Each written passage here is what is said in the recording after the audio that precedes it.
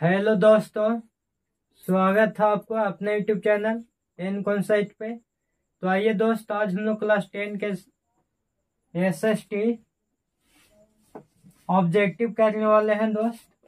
सामाजिक विज्ञान का ऑब्जेक्टिव हम लोग देखने वाले हैं, जितना भी क्वेश्चन हो जा। चलिए देखिए, जो भी यहाँ पे बताया जाएगा आपको एक्यूरेट आंसर बताया जाएगा। आप अगर जितना हम ऑब्जेक्टिव करवाएंगे उतना आप अगर कर लीजिएगा तो एग्जाम आप 40 में 80 को रहेगा दोस्त ऑब्जेक्टिव। 80 को में 40 को रखना रहेगा। 40 में आप 35-40 आराम से ले लाइएगा, बशर्ते वीडियो पूरा देखते जाइए। चलिए, तो ज्यादा बकवास करना बेकार की बात है। सबसे पहले हम लोग देखते हैं क्वेश्चन नंबर 1। आपको क्वेश्चन बोर्ड पर दिखाई दे रहा होगा दोस्त। देखिए, क्वेश्चन नंबर 1 है कि सांघ राज्य की विशेषता नहीं है। तो सांघ राज्य की विशेषता नहीं है, वो हमको पकड़ना है दोस्त। पहला क्वेश्चन को देखिए। पहला क्वेश्चन में बोलता है कि सांघ राज्य की विशेषता नहीं है। एक में है लिखित संविधान, तो लिखित संविधान तो है। बी में है शक्तियों का विभाजन, शक्तियों का विभाजन भी है। सी में है इकहरी शासन व्यवस्था। दोस्त, सांघ राज्य की विशेषता में इकहरी शासन व्यवस्था नहीं हो सकता है, क्योंकि किसी भी संघ को इकहरी अगर एक ही शासन व्यवस्था में करेंगे तो उसका विशेषता नहीं हो पाएगा। बाकी सब सर्वोच्च न्यायपालिका का भी हो जाएगा, लेकिन एक के सी आंसर हो जाएगा। सही आंसर एक के हो जाएगा सी, इकहरी शासन व्यवस्था संघ राज्य की विशेषता नहीं है। चलिए आगे हम लोग देखने वाले हैं दोस्त। दो के देखिए। दो क्या है कि संघ सरकार का उदाहरण है। संघ सरकार के उदाहरण है, तो संघ सरकार का उदाहरण होगा क्या दोस्त? संघ सरकार का उदाहरण हो जाएगा अमेरिका। संघ सरकार का उदाहरण कौन सा होगा? अमेरिका होगा।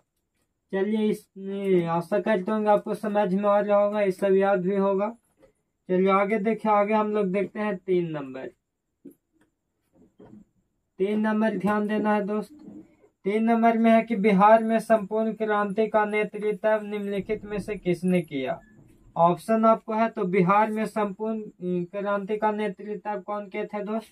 ऑप्शन से हो जाएगा डी, जयप्रकाश नारायण। कौन हो जाएंगे दोस्त? जयप्रकाश नारायण। जयप्रकाश नारायण संपूर्ण क्रांति का नेतृत्व किए थे दोस्त।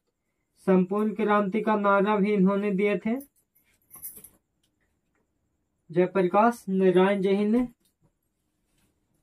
चलिए आगे देखते हैं। आगे देखिए 4 नंबर। चौथा क्वेश्चन देखते हैं हम लोग दोस्त। 4 में देखिए, 4 में क्या है? 4 में है लोकतांत्रिक व्यवस्था ने निम्नलिखित किन मुद्दों पर सफलता पाई है? एक में है राजनीतिक असमानता को समाप्त कर दिया है, इससे लोकतांत्रिक व्यवस्था सफल नहीं हो पाएगा। लोगों के बीच टकराव को समाप्त कर दिया है, ये भी न हो सकता है। बहुत समूह और अल्प समूह को एक जैसा व्यवहार करता है, ये बात लोकतांत्रिक व्यवस्थाओं की सफलता हो सकता है। सी वाला होगा दोस्त। बहुत समूह और अल्प समूह के साथ एक जैसा व्यवहार करता है, तो 4 का आंसर हो जाएगा सी। चलिए आगे हम लोग देखते हैं 5। क्वेश्चन नंबर 5 देखिए। क्वेश्चन नंबर 5 क्या है? क्वेश्चन नंबर 5 है कि सुदूर संवेदी उपग्रह रिमोट सेंसिंग उपग्रह का प्रयोग किस लिए किया जाता है? तो इसका प्रयोग किया जाता है, ऑप्शन से बी हो जाएगा दोस्त, मौसम विज्ञान के लिए। किसके लिए होगा? मौसम विज्ञान के लिए हो जाएगा। चलिए आगे देखिए। अगला क्वेश्चन नंबर हम लोग देखते हैं 6। क्वेश्चन नंबर 6 में है निम्न में से कौन भूकंप का सर्वाधिक संवेदनशील नगर है?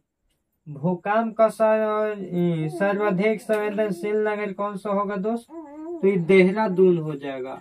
ऑप्शन से क्या हो जाएगा? देहरादून। चलिए आगे हम लोग देखते हैं। आगे क्वेश्चन नंबर 7। क्वेश्चन नंबर 7 पे ध्यान देना है। क्वेश्चन नंबर 7 है निम्न में से किसे पिछड़ा राज्य कहा जाता है? ध्यान देना यहाँ दोस्त, पिछड़ा राज्य पेशरा राज बोले या बीमारू राज बोले, इसी का एक और नाम है बीमारू राज। बीमारू राज, पेशरा राज बोले या कौन राज बोले, बीमारू राज। इसका देखिए, इसका ट्रिक आप याद रखिए, इसी से आपको कॉन्सेप्ट इसी में है। ट्रिक बीमारू राज, बीमारू बीमारू, इसी से हो जाएगा दोस्त, याद रखिए। बीमारू BI से हो जाएगा बिहार, BI से क्या हो जाएगा, बिहार हो गया। MA से हो जाएगा मध्य प्रदेश, MP, मध्य प्रदेश, मध्य प्रदेश। एक हो गया R से हो जाएगा क्या, राजस्थान, R से हो जाएगा राजस्थान। U से हो जाएगा उड़ीसा, U से क्या हो जाएगा दोस्त, U से हो जाएगा उड़ीसा। देखिए अगर आपसे आप जब कभी ऐसा क्वेश्चन आ जाए कि इनमें से कौन पेशरा राज है या बीमारू राज है, तो ध्यान देना है दोस्त। पेशरा राज या बीमारू राज को आपको हम तरीके में बता दें कि कौन सा होगा। ये बीमारू के कॉन्सेप्ट में से है। बीमारू राज पेशरा, BI से बिहार, MA से मध्य प्रदेश, R से हो जाएगा राजस्थान और U से हो जाएगा उड़ीसा। पेशरा राज बोले या बीमारू राज बोले, इस ट्रिक से याद रखिए।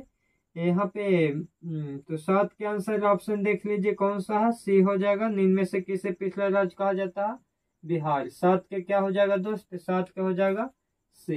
नोट करते जाइए दोस्त, आपको बहुत फायदा होगा। चलिए अब आगे देखिए, आगे हम लोग देखने वाले हैं क्वेश्चन नंबर 8। चलिए देखिए क्वेश्चन नंबर 8 का बोलता है कि भारत में वित्तीय वर्ष कहा जाता है। भारत में वित्तीय वर्ष, भारत में वित्तीय वर्ष कहा जाता है दोस्त। तो देखिए वित्तीय वर्ष, वित्तीय वर्ष, भारत में वित्तीय वर्ष बोला जाता है 1 अप्रैल से 31 मार्च। 1 अप्रैल से 31 मार्च को बोलते हैं वित्तीय वर्ष। और देखिए एक वित्तीय वर्ष देगा और एक आपसे पूछता है वित्तीय राजधानी, कि भारत के वित्तीय राजधानी कौन सा है। तो देखिए वित्तीय राजधानी बोलते हैं हम लोग मुंबई को। वित्तीय राजधानी किसको बोलेंगे दोस्त, तो वित्तीय राजधानी बोलेंगे मुंबई को। वित्तीय वर्ष बोलेगा, वित्तीय वर्ष कब होता है, तो वित्तीय वर्ष 1 अप्रैल से 31 मार्च तक को हम लोग बोलते हैं वित्तीय वर्ष।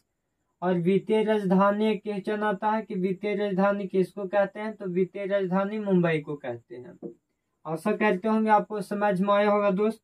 तो भारत में वित्तीय वर्ष कौन सा कहा जाता है, 1 अप्रैल से 31 मार्च से। इसका भी आंसर ऑप्शन से C हो जाएगा। चलिए आगे हम लोग देखते हैं क्वेश्चन नंबर 9। क्वेश्चन नंबर 9 देखिए, 9 क्या बोलता है। क्वेश्चन नंबर 9 है दोस्त कि काउंट काबूल को विक्टर इमैनुअल ने किस पद पर नियुक्त किया। तो काउंट काबूल को विक्टर इमैनुअल ने प्रधानमंत्री के पद पर नियुक्त किया था दोस्त। तो ऑप्शन C हो जाएगा। चलिए आगे ध्यान देते हैं 10 के। 10 वाला देखिए, 10 वाला क्या बोलता है कि रक्त एवं लौह नीति का उल्लंघन किसने किया था। रक्त एवं लौह नीति का उल्लंघन किसने किया था, तो रक्त एवं लौह की नीति का उल्लंघन बिस्मार्क किया था। कौन किया था दोस्त, बिस्मार्क। चलिए आगे देखिए, आगे हम लोग देखने वाले क्वेश्चन नंबर 11। क्वेश्चन नंबर 11 देखिए क्या है, साम्यवादी शासन का पहला प्रयोग कहाँ हुआ था। तो साम्यवादी शासन का पहला प्रयोग देख लीजिए, साम्यवादी शासन के पहला प्रयोग रूस में हुआ था। कहाँ हुआ था दोस्त, रूस में। ऑप्शन से क्या हो जाएगा, ऑप्शन से A हो जाएगा। चलिए आगे और हम लोग देखते हैं 12 वाला। देखिए 12 में बोलता है दोस्त कि बोल्शेविक क्रांति कब हुई। बोल्शेविक क्रांति, देखिए आपसे बोल्शेविक क्रांति पूछ सकता है। बोल्शेविक क्रांति, बोल्शेविक क्रांति, या इसी को बोलते हैं अक्टूबर क्रांति। अक्टूबर क्रांति, या इसी को बोलते हैं औद्योगिक क्रांति। औद्योगिक क्रांति। ये तीनों के बोलते हैं दोस्त बोल्शेविक क्रांति, अक्टूबर क्रांति, औद्योगिक क्रांति। ये कब हुआ था? तो नवंबर 1917 में। नवंबर, देखिए ध्यान देना है कब हुआ था? तो नवंबर 1917 में। नवंबर 1917 ईस्वी में हुआ था। बोल्शेविक क्रांति बोल ले या अक्टूबर क्रांति बोल ले या औद्योगिक क्रांति बोल ले, कब हुआ था? तो हुआ था नवंबर 1917 ईस्वी में। चलिए आगे वाला हम लोग देखते हैं। क्वेश्चन नंबर देखिए, क्वेश्चन नंबर देखते हैं 16 नहीं दोस्त 12 हुआ है। क्वेश्चन नंबर आगे हम लोग देखेंगे 13 देखिए 13 क्या बोलता है कि कांटी तापीय विद्युत परियोजना किस जिला में स्थापित है? कांटी तापीय विद्युत परियोजना किस जिला में स्थापित है? तो कांटी तापीय परियोजना है मुजफ्फरपुर में, बिहार में है। बिहार जिला में, बिहार में है। बिहार राज्य के कौन सा जिला में? तो बिहार राज्य के मुजफ्फरपुर जिला में। ऑप्शन से सी हो जाएगा। चलिए 13 के हो गया। आगे हम लोग देखते हैं 14 देखिए 14 क्या बोलता है दोस्त? 14 पे ध्यान दीजिए। तो 14 वाला है कि रेल वर्कशॉप कहाँ स्थित है? तो रेल वर्कशॉप स्थित है जमालपुर में। क्या हो जाएगा? जमालपुर। ऑप्शन से ये हो जाएगा। रेल वर्कशॉप कहाँ है? जमालपुर में। चलिए अब आगे देखते हैं 15 में ध्यान देना है। 15 में है कि सुनामी का प्रमुख कारण क्या है? सुनामी के प्रमुख कारण होगा समुद्र में भूकंप। समुद्र में भूकंप हो जाएगा। ऑप्शन से ये हो जाएगा। चलिए आगे ध्यान देना है। 16 नंबर में देखिए 16 नंबर में क्या बोलता है कि सुखाड़ क्या है? तो सुखाड़ क्या है दोस्त? सुखाड़ हो जाएगा प्राकृतिक आपदा। सुखाड़ क्या हो जाएगा? प्राकृतिक आपदा, मानव जनित आपदा, समान आपदा, इनमें से कोई नहीं। तो सुखाड़ हो जाएगा प्राकृतिक आपदा। ये आपदा प्रबंधन में आप पढ़े होंगे दोस्त कि आपदा दो प्रकार के होता है, एक प्राकृतिक आपदा और एक मानव जनित आपदा। देखिए आपदा प्रबंधन, आपदा दो प्रकार के होते हैं। आपदा कितने प्रकार के होते हैं दोस्त? आपदा दो प्रकार के होते हैं। दो प्रकार के होते हैं। आपदा दो प्रकार के होता है दोस्त। पहला हो गया, देखिए पहला हो गया प्राकृतिक आपदा। प्राकृतिक आपदा। और दूसरा हो गया मानव जनित आपदा। दूसरा क्या हो गया? मानव जनित आपदा। दो प्रकार के होता है आपदा। एक हो गया प्राकृतिक आपदा, एक हो गया मानव जनित आपदा। एक नंबर एक से पूछता प्राकृतिक आपदा में कौन कौन हो गया? तो प्राकृतिक आपदा में हो गया भूकंप। प्राकृतिक आपदा में हो गया भूकंप। फिर प्राकृतिक आपदा में क्या हो गया? प्राकृतिक आपदा में हो गया सुखाड़। सुखाड़ हो गया प्राकृतिक आपदा में। भूस्खलन हो गया प्राकृतिक आपदा। मानव जनित आपदा में क्या हो गया? तो मानव जनित आपदा में हो गया रेल दुर्घटना।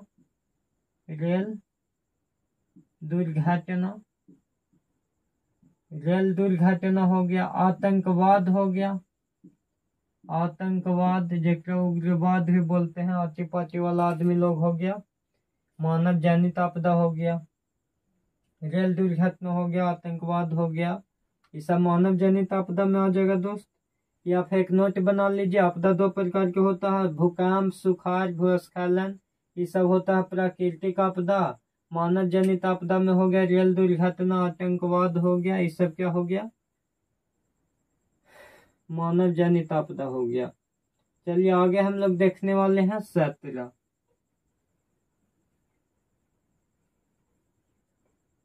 चलिए ध्यान देना है दोस्त।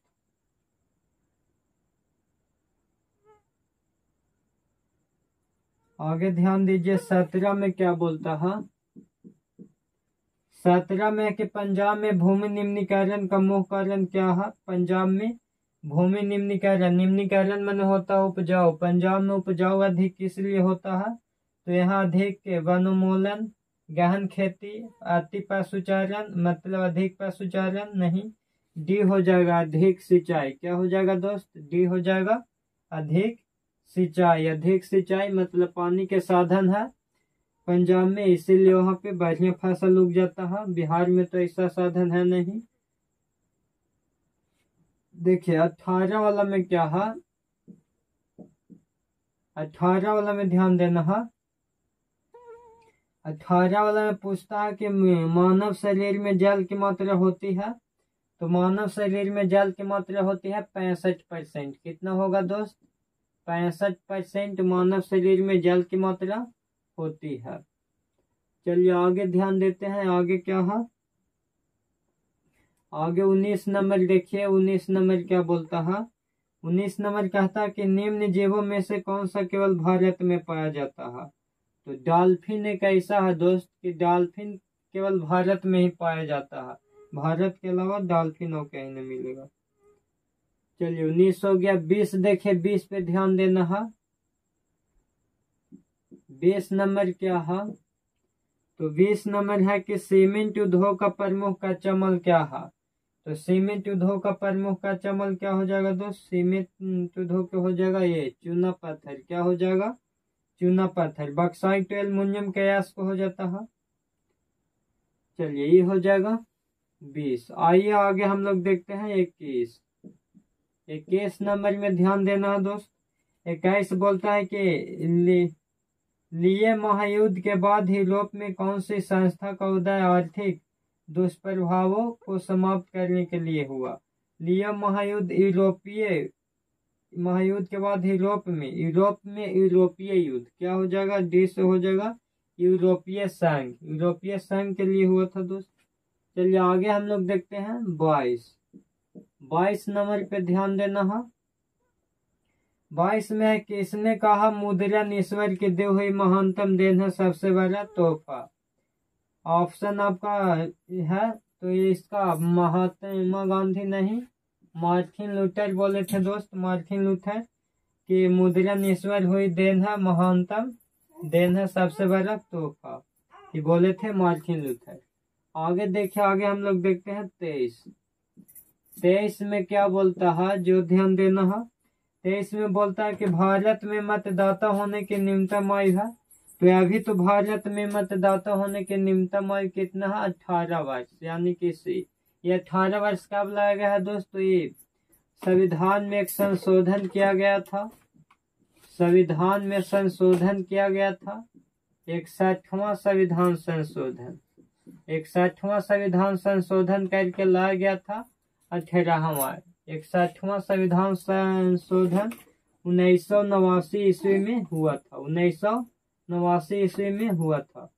इससे पहले 61वां संशोधन से पहले हम लोग को वोट देने का अधिकार 21 वर्ष की उम्र पर था, जबकि 21वां संविधान संशोधन करके आपको 18 वर्ष कर दिया गया है। चलिए आगे ध्यान देते हैं 24 नंबर। 24 नंबर देखिए, 24 नंबर क्या बोलता है। 24 नंबर बोलता है कि भारत में किस प्रकार के शासन प्रणाली है। ए में है संघीय और अध्यक्षीय, बी में संघीय और संसदीय। तो यहाँ पे भारत एक संघ देश है, इसको हम लोग जानते हैं कि भारत एक संघ देश है और संघ के साथ संसदीय वाला होगा, यानी स वाला होगा। क्या वाला हो जाएगा, स वाला। ऑप्शन से बी हो जाएगा, 24 के बी, संघीय और संसदीय। चलिए आगे आ गया 25 में देखिए, अभी जस्ट हम बताए हैं दोस्त, भूस्खलन है। तो भूस्खलन प्राकृतिक आपदा हो जाएगा। मानव जनित आपदा में क्या होता है, रेल दुर्घटना हो गया, आतंकवाद हो गया, मानव जनित आपदा। समान आपदा क्या होता है, समान आपदा जैसे हम ऊपर में खा रहे हैं, ऊपर में अगर कोई पंखा लगल है, पंखा गिर जाता है माथा पर, वो हो गया समान आपदा। बराती कहीं चल गया है, बराती में बीच में तो पटाखा फोड़ दिया, आधा डर में से इन्होंने भाग गया, मारपीट हो गया, ये सब समान आपदा में आता है। तो यहाँ पे देखिए भूस्खलन में है तो भूस्खलन हो जाएगा ए में, यानी प्राकृतिक आपदा। चलिए आगे अब हम लोग देखते हैं 26। देखिए इसमें क्या है कि महासागर के तल के कंपन का परिणाम है। तो महासागर के तल के कंपन किसकी वजह से होता है? तो महासागर के तल पे कंपन, ध्यान देना है दोस्त, महासागर के तल पे जो कंपन होता है वह किसके कारण होता है? देखिए ध्यान दीजिए, बताइए, आपको क्वेश्चन बोर्ड पे दिखाई दे रहा होगा। एक सेकंड देखते हैं, लाइट के थोड़ा भी दिक्कत है दोस्त, लाइट के दिक्कत है, हम कुछ कर नहीं सकते हैं। बरसात के मौसम में देहात में दिक्कत होता ही है। चलिए आप लोग आंसर बताइए।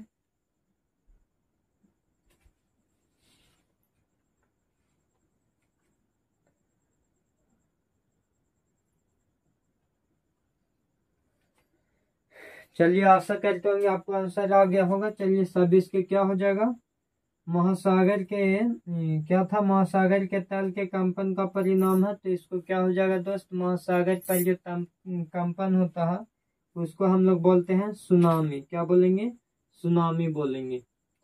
चलिए अगला देखिए, अगला क्या है 29 में। देखिए तो 29 में क्या है कि निम्न में से कौन सी एक बात है,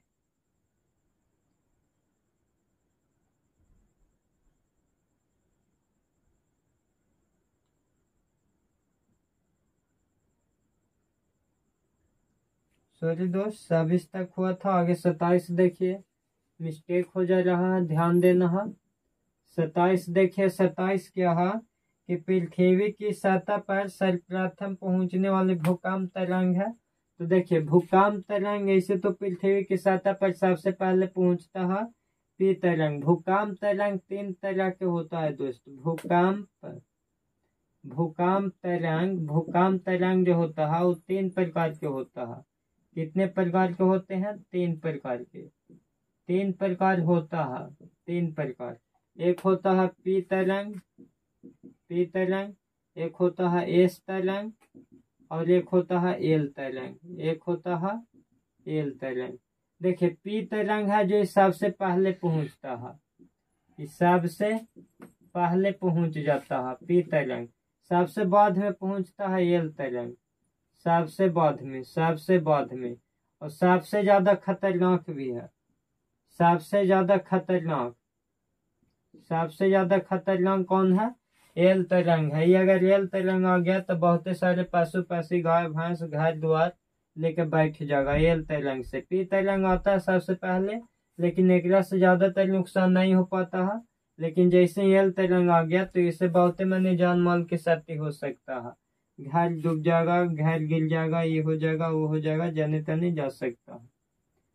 तो इसका आंसर बता दिए। चलिए आगे देखिए, आगे हम लोग देखेंगे 28 वाला, ध्यान देना है दोस्त। देखिए 28 बोलता है कि सुनामी का संबंध है। तो देखिए सु से सुनामी और सा से समुद्र, दोनों सेम हो जाएगा दोस्त। बी से सु से सुनामी और सी से सा से समुद्र हो जाएगा। सुनामी का संबंध क्या से है? समुद्र से है। और महासागर के तल पर कंपन होता है उसको हम लोग सुनामी बोलते हैं। चलिए आगे देखिए, आगे 29 देखिए, 29 क्या बोलता है? 29 है कि निम्न में से कौन सी एक बात लोकतांत्रिक व्यवस्थाओं के अनुरूप नहीं है? कानून के समय समता ही है, स्वतंत्र का निष्पक्ष चुनाव भी है, उत्तरदायी शासन व्यवस्था ही है, बहुसंख्याओं का शासन नहीं हो जाएगा। 29 के हो जाएगा डी। चलिए आगे देखते हैं हम लोग 30। आगे ध्यान देना है 30 वाला देखिए क्या बोलता है। 30 वाला बोलता है कि लोकतंत्र की सफलता निर्भर करती है नागरिकों की उदासीनता पर। उदासीन अगर कोई रहेगा तो कहाँ से किसी का लोकतंत्र सफल हो पाएगा। दूसरा है नागरिकों की गैर कानूनी पर भी नहीं हो जाएगा। नागरिकों की विवेकपूर्ण सहभागिता पर। विवेकपूर्ण मतलब बुद्धि के सहभागिता पर, तो सी हो जाएगा। बुद्धि से काम लेगा तो किसी को भी सफलता निर्भर कर जाएगा। चलिए आगे देखिए, आगे हम लोग देखते हैं 31 में है दोस्त कि क्षेत्रवाद की भावना का एक उपपरिणाम है। तो क्षेत्रवाद की भावना के कुपरिणाम हो जाएगा डी, अलगावाद। क्या हो जाएगा दोस्त? अलगावाद हो जाएगा।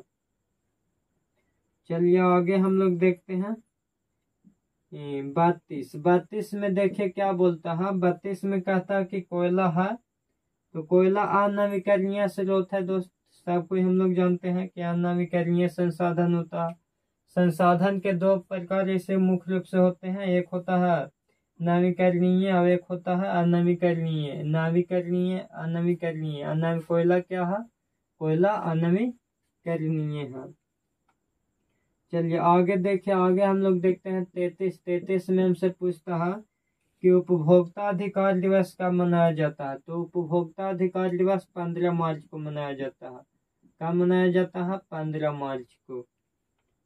चलिए आगे ध्यान देना है 34 में देखिए, 34 में बोलता है कि वैश्वीकरण के मुख्य अंग कितने हैं।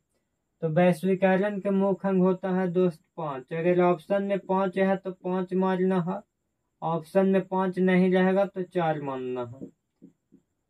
इस क्वेश्चन में टीचर और स्टूडेंट दोनों कंफ्यूज में रहता है। अगर ऑप्शन में 5 है तो 5 मारना है, ऑप्शन में 5 नहीं रहेगा तब 4 मारना। ध्यान रहे, ऑप्शन में 5 रहेगा तो 5 मारना है, ऑप्शन में 5 नहीं रहेगा तो 4 मारना है। चलिए आगे हम लोग देखते हैं 35 देखिए, कौन सी सेवा गैर सरकारी है। गैर सरकारी कहे के मतलब प्राइवेट, सरकारी नहीं होना चाहिए। सैन्य सेवा जो पुलिस उलिस रहता है इसको हम लोग बोलते हैं। वित्त सेवा भी सरकारी हो जाता है। मॉल सेवा जो हम लोग कपड़ा उपड़ा खरीदते हैं उसको मॉल बोलते हैं।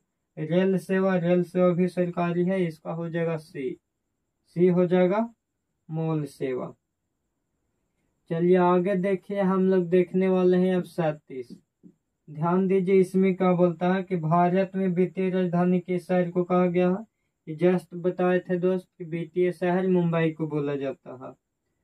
चलिए आगे ध्यान दीजिए, आगे हम लोग देखते हैं अब 37 में देखिए क्या बोलता है कि भारत में कोयले का सर्वप्रमुख उत्पादक राज्य है। तो भारत में कोयला आ जाए, झारखंड हो जाएगा, बी वाला हो जाएगा। क्या हो जाएगा? झारखंड। चलिए अगला देखते हैं 38 देखिए क्या है। 38 में है कि भारत का प्रमुख लौह इस्पात उत्पादक उद्योग है। भारत में लौह उद्योग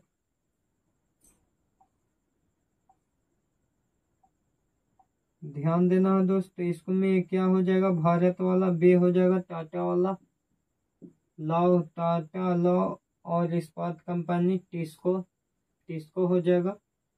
चलिए 39 देखते हैं। 39 क्या कहता है कि स्वर्णम चतुर्भुज संबंधित है। तो से स्वर्ण से स्वर्ण से सरक बे वाला हो जाएगा। आगे देखिए, आगे हम लोग देखते हैं 40 में देखिए क्या बोलता है कि गंडक परियोजना है। गंडक परियोजना वाल्मीकि नगर में है। कहाँ है दोस्त? गंडक परियोजना वाल्मीकि नगर में है। चलिए आगे ध्यान देना है, आगे देखिए 41 है। हिंद चीन पहुंचने वाले प्रथम व्यापारी कौन थे। तो हिंद चीन पहुंचने वाले प्रथम व्यापारी कौन है दोस्त? प्रथम है पुर्तगाली। प्रथम कौन है? प्रथम है पुर्तगाली। दूसरा में डच था। दूसरा में कौन था दोस्त? डच। दूसरा में डच था। तीसरा में इंग्लैंड और चौथा में शायद फ्रांसीसी था। ऐसे ही करके था दोस्त। चलिए आगे देखिए, आगे हम लोग देखते हैं कितना 42 में कि सविनय विज्ञान आंदोलन कब शुरू हुआ था। सविनय विज्ञान आंदोलन कब शुरू हुआ था दोस्त? शुरू हुआ था 1930 में। शुरू कब हुआ था? 1930 में। किसने किया था? महात्मा गांधी ने।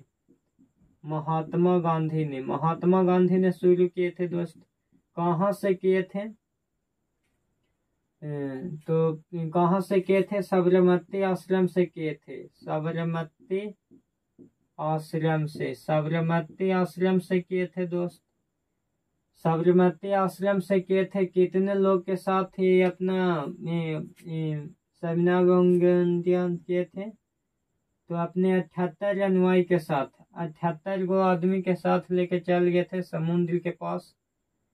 280 किलोमीटर की दूरी पैदल यात्रा करके गए थे दोस्त, नमक कानून के भंग करने के लिए। एक मुट्ठी नमक निकाले और नमक कानून को वहीं से भंग किए थे सविनय आंदोलन से। 24 दिन तक पैदल चले थे इसमें दोस्त महात्मा गांधी ने। कितने दिन तक?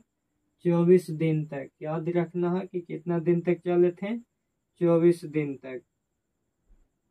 आगे देखिए, आगे 43 है कि राउरकेला लोहा इस्पात उद्योग है। तो राउरकेला कहाँ है? राउरकेला लोहा उद्योग उड़ीसा में हो जाएगा। कहाँ हो जाएगा दोस्त? उड़ीसा में। राउरकेला कहाँ है? उड़ीसा में। चलिए आगे देखिए, आगे क्या है? आगे है 44। 44 में ध्यान दीजिए क्या है? 44 में समानती व्यवस्था से हटकर किस प्रकार की शहरी व्यवस्था की प्रवृत्ति बढ़ी? प्रगतिशील, आक्रमण, रूढ़िवादी, शोषणकारी। तो यहाँ पर यह हो जाएगा प्रगतिशील। शहर में ऐसा आदमी प्रगति में रहता है, उसको आक्रमण करे के टाइम ना है, शोषण करे के भी टाइम ना है, रूढ़ी मतलब की जाला नीने उने वाला बात करे के भी टाइम ना है। उन लोग हमेशा प्रगति की ओर रहता है। चलिए 45 देखिए, 45 बोलता है कि दीर्घकालीन ऋण प्रदान करने वाली संस्था कौन सी है? तो दीर्घकालीन प्रदान करने वाली भूमि विकास बैंक है। क्या है दोस्त? भूमि विकास बैंक। चलिए आगे हम लोग देखते हैं 46। देखिए 46 क्या बोलता है कि आर्थिक विकास का तीसरा क्षेत्र क्या है? तो देखिए आर्थिक विकास का तीसरा क्षेत्र तो यहाँ हो जाएगा सेवा क्षेत्र। आर्थिक विकास के 3 क्षेत्र होता है दोस्त। आर्थिक विकास के 3 क्षेत्र होते हैं। 3 क्षेत्र होते हैं। 3 क्षेत्र होता है दोस्त। प्राथमिक क्षेत्र, प्राथमिक क्षेत्र, द्वितीयक क्षेत्र, द्वितीयक क्षेत्र, और तीसरा हो जाता है सेवा क्षेत्र। सेवा क्षेत्र बोले या तीसरा क्या हो जाता है? सेवा क्षेत्र बोले या तृतीयक क्षेत्र। सेवा क्षेत्र या तृतीयक क्षेत्र। तीसरा क्षेत्र या तृतीयक क्षेत्र? तृतीयक क्षेत्र। तो देखिए ध्यान देना, प्राथमिक क्षेत्र में क्या हो जाता है? प्राथमिक क्षेत्र में हो जाएगा कृषि। प्राथमिक क्षेत्र में क्या हो जाता है? कृषि यानी कि किसान। द्वितीय क्षेत्र में हो जाता है विनिर्माण, विनिर्माण, विनिर्माण। सेवा क्षेत्र या तृतीय क्षेत्र, सेवा क्षेत्र या तृतीय क्षेत्र में आ जाता है जैसे डॉक्टर हो गया, मास्टर हो गया। ये सब कौन में? ये सब सेवा जो देता है उन लोग के हम लोग बोलते हैं सेवा क्षेत्र। शीशा क्षेत्र, ये सब शीशा वाला हो गया, एजुकेशन वाला शीशा क्षेत्र हो गया तृतीय में। या डॉक्टर ये सब हो गया, ये सब कोची में आ जाता है? ये सब सेवा क्षेत्र में आ जाते हैं। सेवा क्षेत्र बोले या तृतीय क्षेत्र बोले, बात एक ही है। चलिए आगे हम लोग देखते हैं।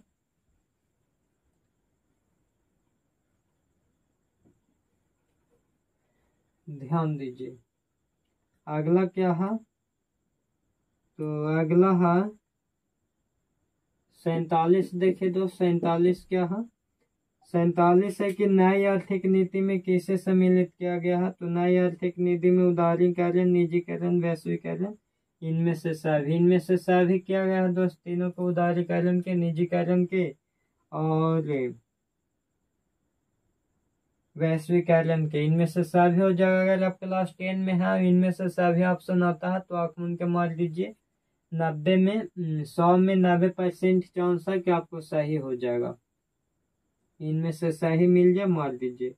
चलिए अगला क्वेश्चन है और आज का लास्ट क्वेश्चन है कि उपभोक्ता द्वारा शिकायत करने के लिए आवेदन शुल्क कितना लगता है। तो उपभोक्ता द्वारा शिकायत करने के लिए शुल्क 0 रुपया लगता है, माने कि पैसा नहीं लगता है। इनमें से कोई नहीं, डी हो जाएगा। ठीक है दोस्त, अगर वीडियो बढ़िया लगा होगा तो लाइक करिए, शेयर करिए और सब्सक्राइब जरूर करिए ताकि अगला वीडियो बना सके। नहीं लाइक कीजिएगा, नहीं सब्सक्राइब कीजिएगा तो फिर हम वीडियो बनाना बंद कर देंगे।